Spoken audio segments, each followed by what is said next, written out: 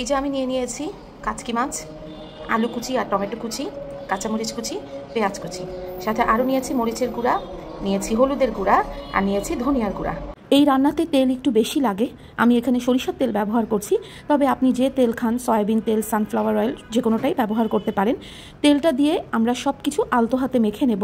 কাচকি মাছকে খুব প্রেশার দিয়ে মাখানো যায় না বা চটকানো যায় না, আলতো হাতে মেখে না নিলে কাচকি মাছটা একেবারেই কিন্তু ভর্তা হয়ে যাবে। আর এখানে আমরা পানি দিব খুবই সামান্য পরিমাণ, মাছটা কোনো রকম ডুবে ডুবে থাকে সেরকম পানি দিয়ে একেবারে হাই হিটে এটাকে জালে বসিয়ে দিব রান্না হবার জন্য। বেশি সময় লাগবে না, এই ধরুন 10 মিনিটের মতন। এরপরে আমরা দিয়ে দিচ্ছি ভাজা জিরার গুঁড়া 1 চিমটি, আর 1 চিমটি মাছের মশলা বা মাছের ভাজা মশলা, এটা না থাকলে সামান্য পাঁচফোড়নের গুঁড়াও দিতে পারেন। এই তো আমাদের চচ্চড়িটা কিন্তু প্রায় হয়ে গেছে। এবার আমি দিয়ে দিচ্ছি ধনিয়া পাতা এবং তারপর আলতো হাতে একবার মিশিয়ে এর উপরে আর 5-6 মিনিট রান্না হতে দিলেই আমাদের চচ্চড়ি পরিবেশন করার জন্য একেবারে তৈরি।